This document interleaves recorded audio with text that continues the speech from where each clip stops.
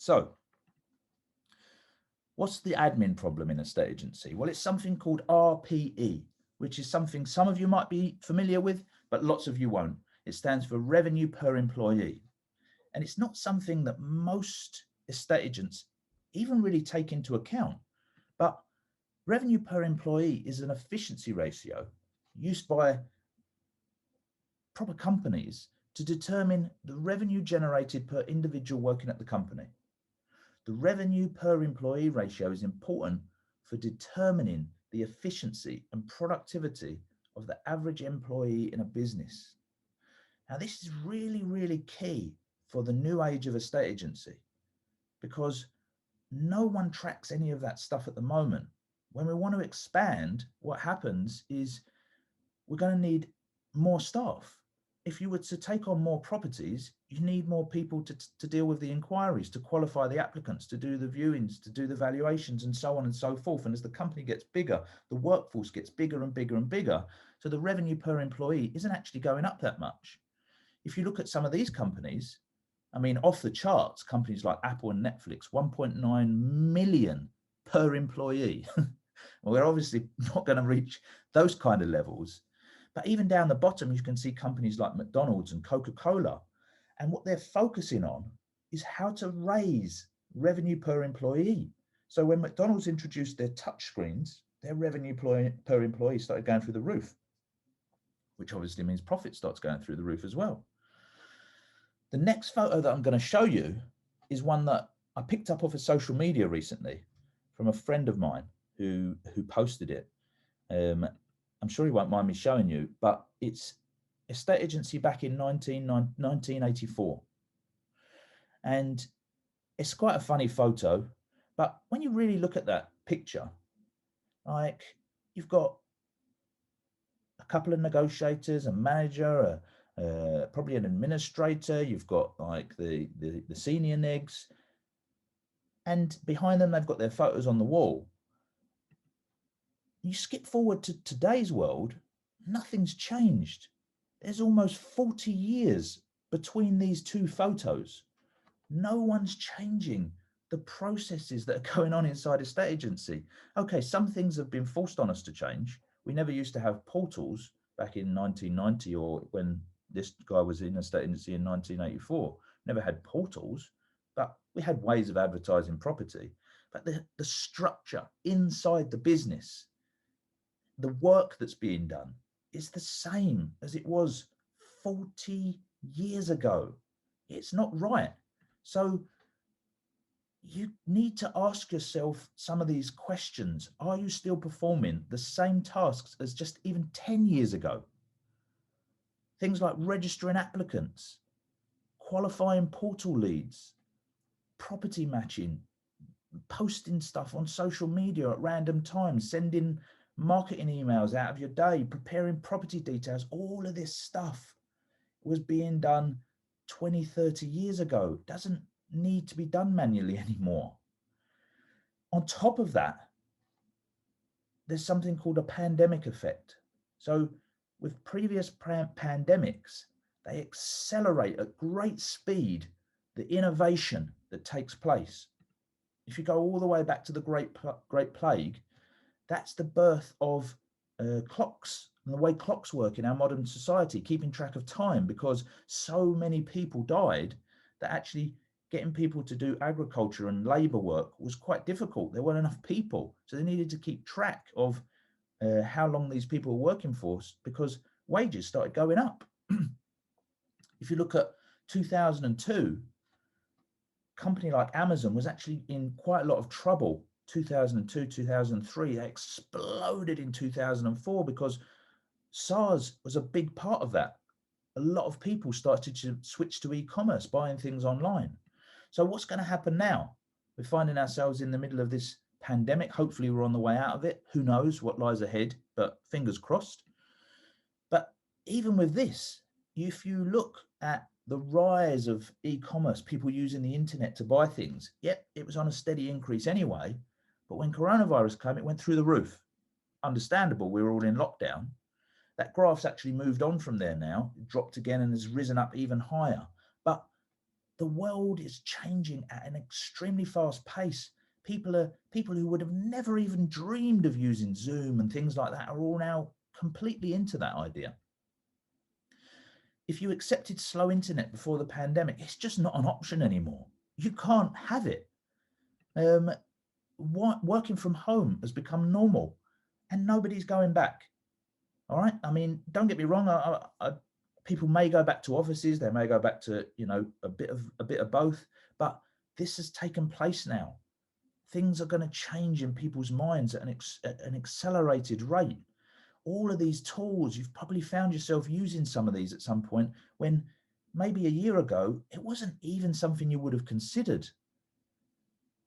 Watching all your TV shows on Netflix, you could have a lifetime of watching telly just sitting and watching Netflix. It's crazy.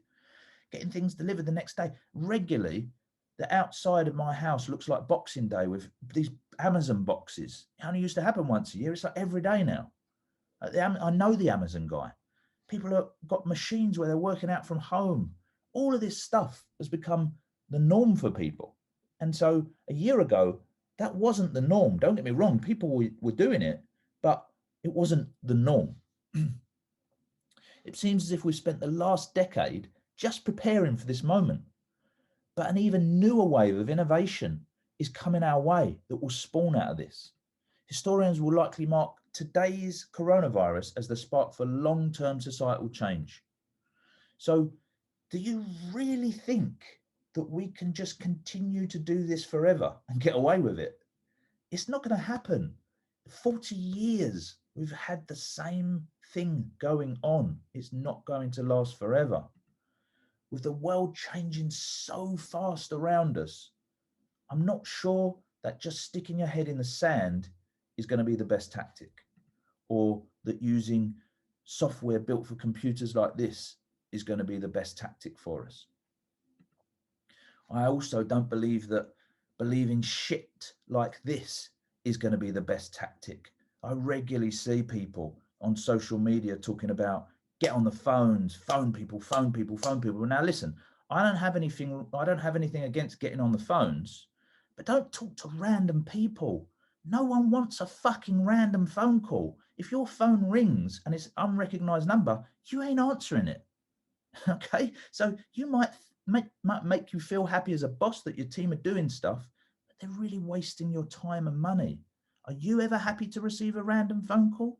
Why are you making your staff do it? Phone the right people at the right time with phone calls that people want to get. Don't just get on the phones. It's literally like being in the 1980s. If you flip that around for a minute, if I just stick on this note, I'm not quite passionate about it, as you can tell. If I just flip that around for a minute, imagine these kind of systems that I've just explained, social media, email, 7-Eleven 4, more subtle marketing came first, and then the phone came.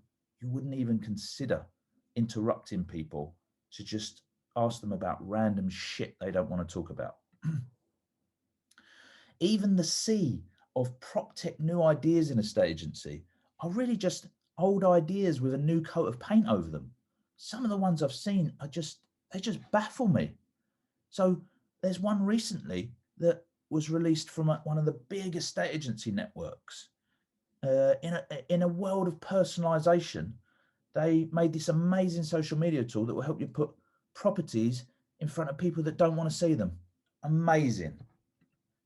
There's flash looking CRMs with nice to have functions like the weather forecast, but nothing that will particularly help you change your business. There's portals that are claiming to be great for both the agent and the public, but is it needed?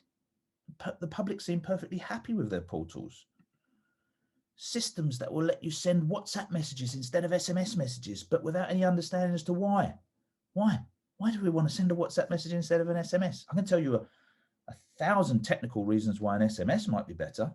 I can only think of maybe one or two why a WhatsApp might be better, but I'm happy to be disproven. But they're just coming out for the sake of it. Not going to make any difference to us as an industry. They're just plastering over the cracks while we carry on just doing the same shit, the same functions going on in the office, the same roles. But now we can send a WhatsApp message. It's not going to save us. It's not a case that some things are about to change in a state agency. everything has already changed.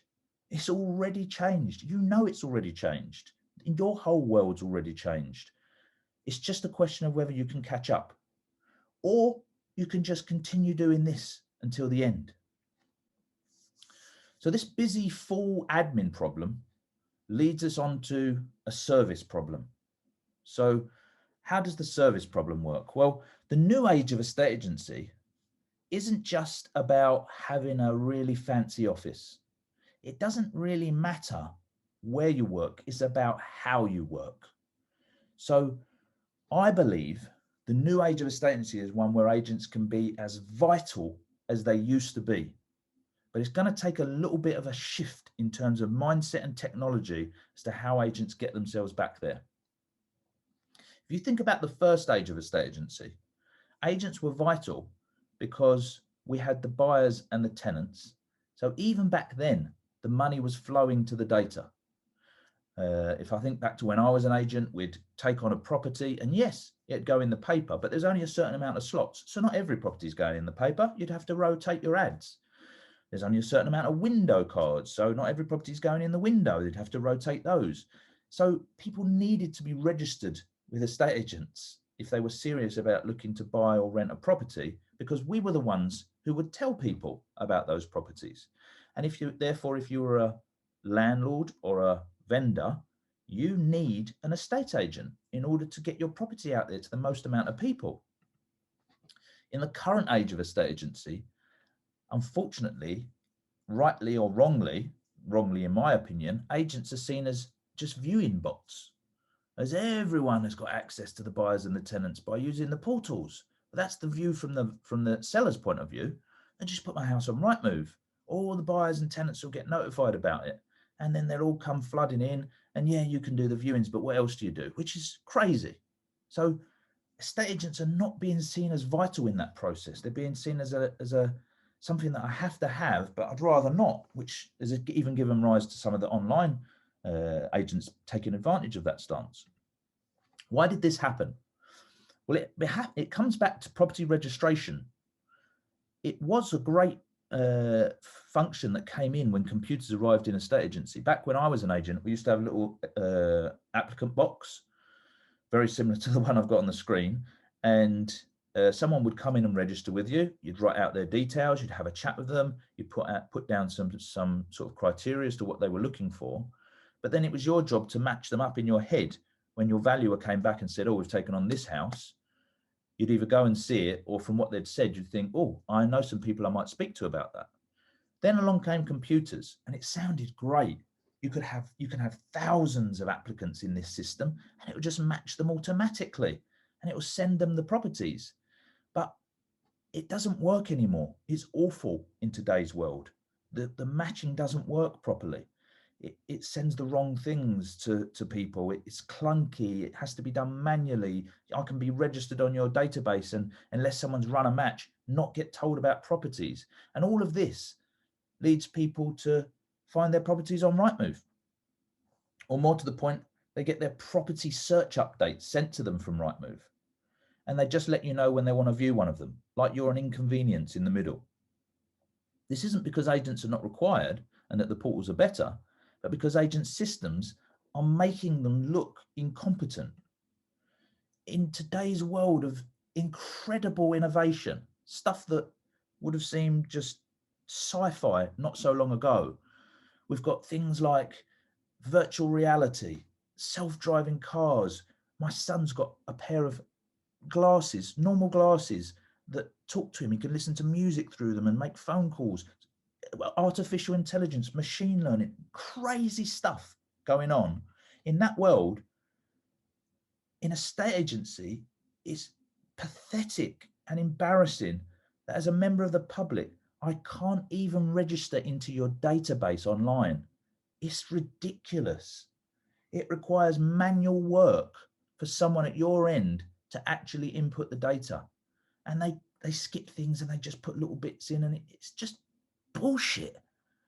And even if I could register straight into your system, the matching systems in a estate agency are woefully out of date in terms of how the public expect and think they work. I don't believe there's any agents that would be proud to sit their vendor down and show them how the matching is working inside their CRM. Locations are not postcode or radius based. I mean, it's just mind blowing in today's world. You set up a tick list of imaginary areas. It's just bullshit. Matching has to be done manually. So my staff have to go in there and match. You think of the amount of people that are coming in through portal leads and registrations and all that stuff. I'd have to be matching every minute. So loads of people are missing out on stuff. Applicants can't update their details online. I've told you I'm looking for a 3-bedroom house up to 550k, and suddenly I change my criteria. Oh, something's changed, and I might look up to 600. There's nowhere of me going to update my information. I'm still getting sent shit from people. And most importantly, probably, I've got the choice as an agent to either make the match very strict, in which case I'm hardly ever going to ever send them anything, or expand that criteria and be super annoying and send people stuff that they don't even want. So all of this leads people back to Rightmove and continues to chip away at the purpose of estate agency. So how do we become vital again in the new age of estate agency? Well, we need to get back control. Agents need to step back in front of the portals. Only then will estate agents start to become vital again. These registration and matching processes in estate agency need to change urgently for agents to allow buyers and tenants to register online using postcode and radius for their criteria in the way that they're used to doing it. They can narrow it right down to a specific road if they want to, or they can go 3 miles around that.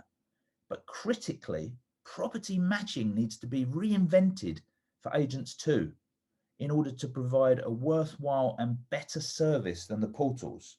You can't just make people do this if they're going to get something better elsewhere, because it will lead to the death of our industry even faster.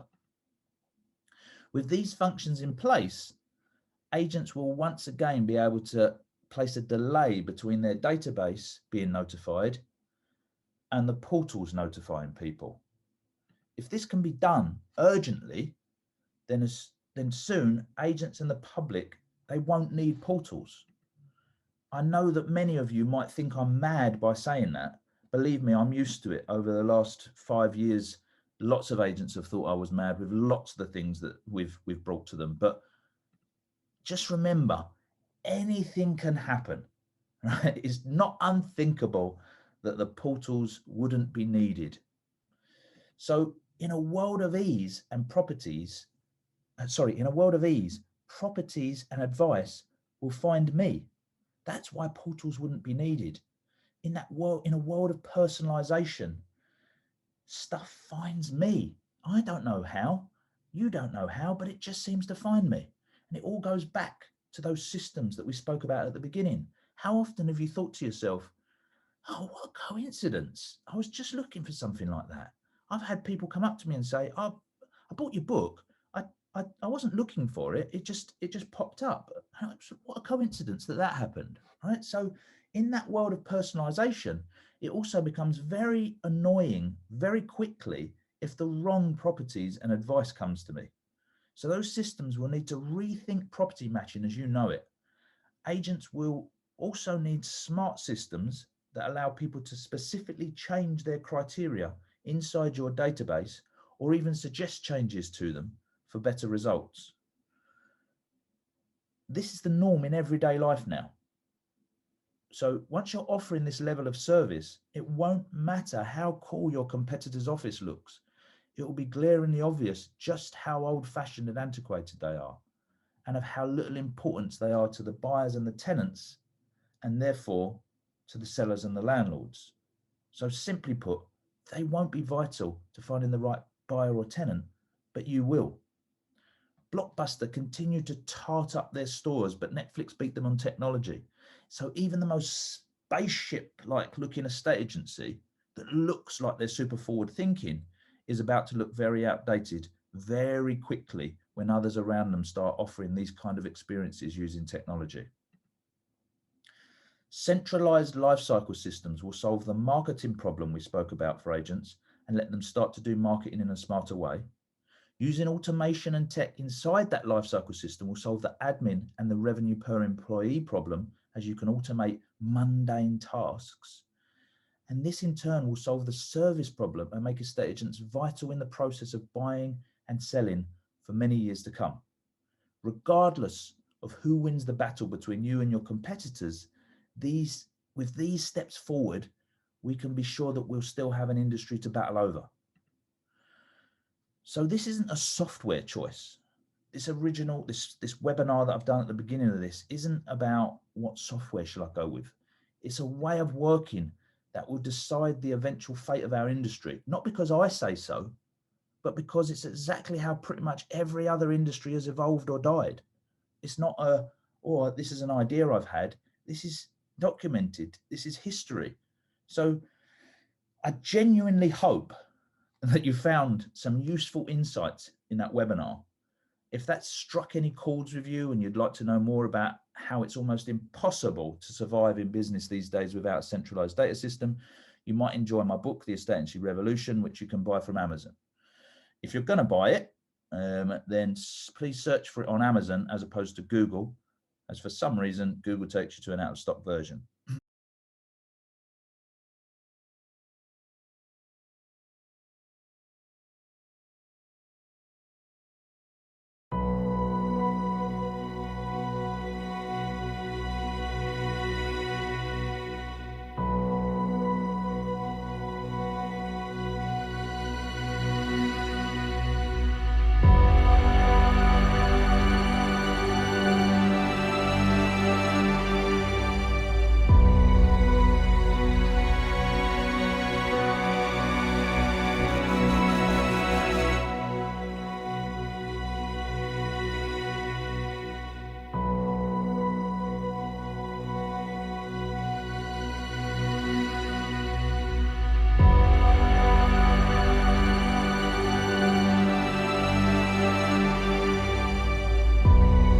What starts here changes the world. If you want to change the world, you must be your very best in the darkest moments.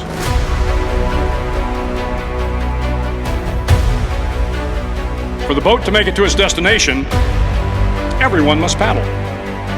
You can't change the world alone. You will need some help. And to truly get from your starting point to your destination takes friends, colleagues, the goodwill of strangers, and a strong coxswain to guide you. If you want to change the world, find someone to help you paddle. The things that make us different, those are our superpowers. Every day when you walk out the door, put on your imaginary cape and go out there and conquer the world. The world is too dangerous and the world is too difficult for you to think that you can do these things alone. If you find your spark, I commend you. Now, who are you going to ask for help, and when are you going to accept help when it's offered?